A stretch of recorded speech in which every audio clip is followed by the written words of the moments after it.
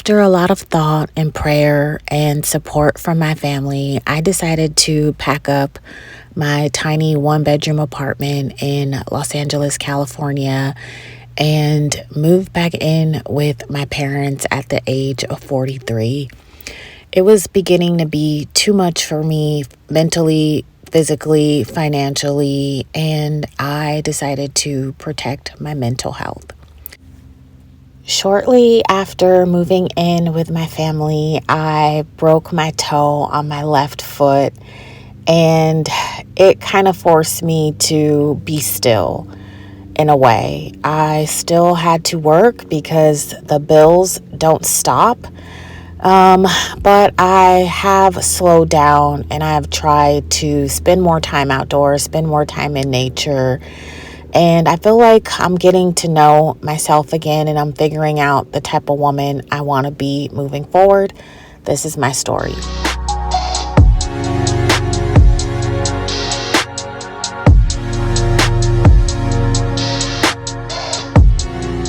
Hey guys, good morning. It is Thursday, August 6th. I just arrived at work and this week is flying by, and it was really nice to have a day off yesterday.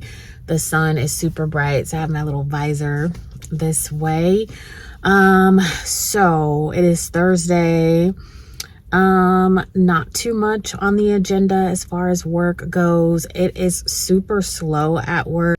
I work through the summer. I'm a preschool teacher, and right now a lot of families are still on vacation, and school is going to be starting probably next week and the week after.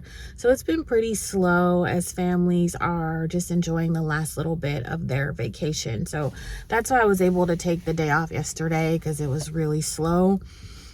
And overall, in preschools, it is really slow. Enrollment is down across the board in preschools and in K-12 schools. I believe I heard on the news, and don't take my word for it, do your own research, but I heard on the news the other day that California lost like 75,000 students, I believe, and so enrollment is down in education. And another thing that's really impacted small private preschools where I teach is TK has become available to 4-year-olds, which is great. And it's free. And in this economy, I do not blame families one bit for choosing a free option, because I know that frees them up so much financially. So we have two classes, my class and another class, where we're losing all of those students. All of those students are going to TK and kindergarten.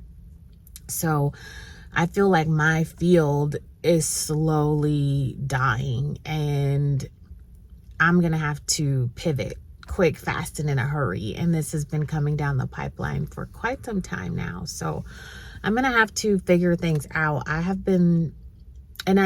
For those of you that have been around a long time, you probably know that I was seeking out my master's. I was going to do a multiple subjects credential. Then I switched it to a single subject credential. Then I switched it to early childhood education. And every time I tried to go back to school to get my master's, I would get like 2 classes in, and I got COVID like in 2024. Then, no. I went back for my master's. No, okay. Let me back up. I graduated with my bachelor's in 2022. I went back for my master's in 2023 and got COVID. Had to leave the program. Went back again for my master's in 2024, got COVID. So it just seems like every time I try to go back to school, something happens. So, and education right now just doesn't seem like the way to go for me right now, personally, financially. I don't know. I don't know if I'm not seeing it for myself. I'm thinking, because I've been in the early childhood education space for so long, I thought about getting a single subject credential in English and teach at the high school level.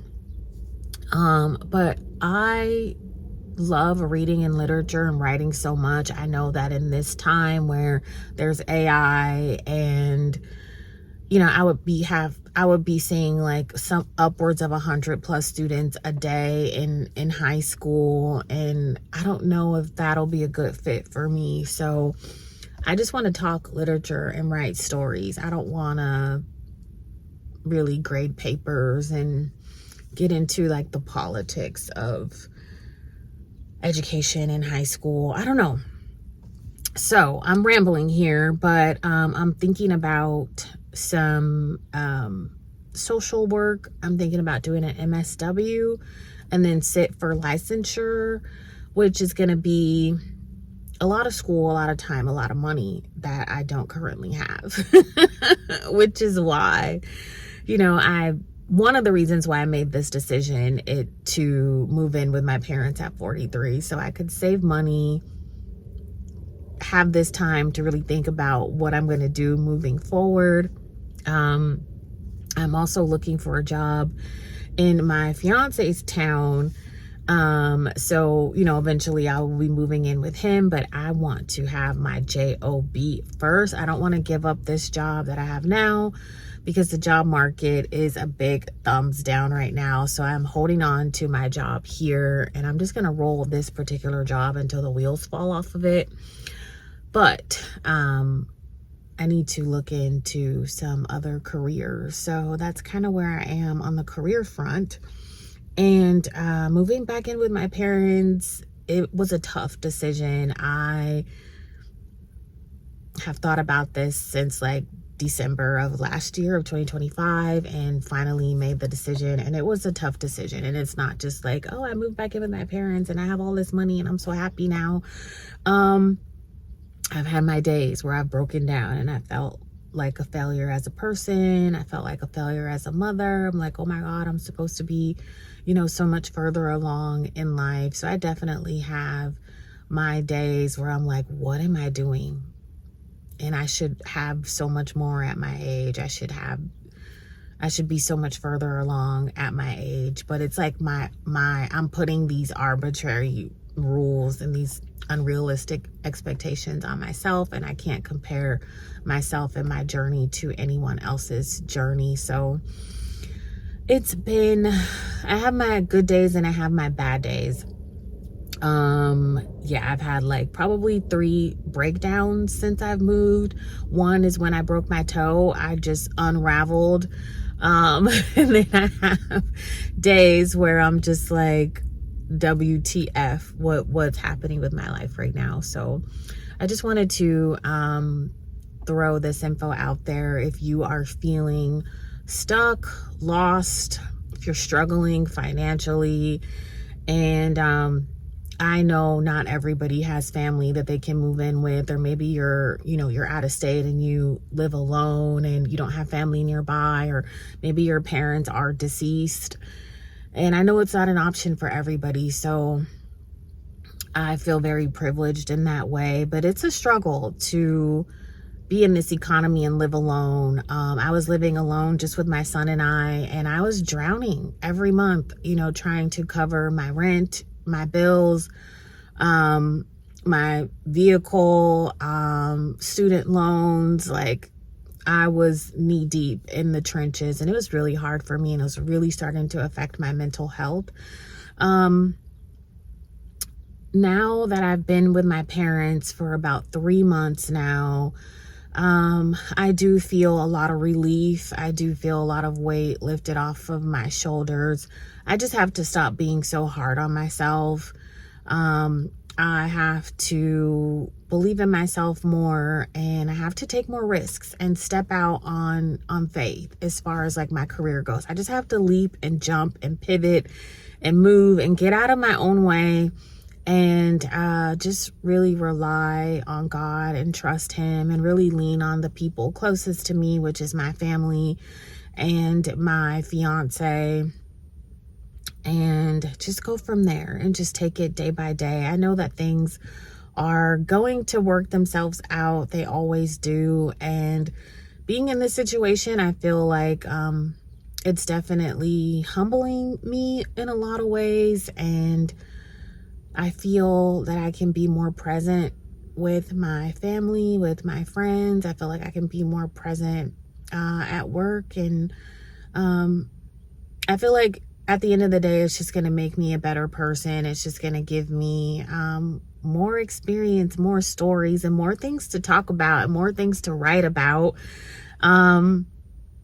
So yeah, that is my little chat for the morning. I hope you guys are doing well, and I hope you guys are enjoying all of this content that's coming out. I feel like I'm like a binge content creator. Like, I'll just churn out videos and then you won't hear from me for months at a time. So we'll see how long I can keep this up. But I love you guys. Thank you so much for sticking around and just being patient with me during my absence. And I'm back again for now. And I always like assume that everybody knows who I am. So hi, I'm Jennifer. I am the content creator behind Dreaming on Paper. And thank you so much for taking the time to be here.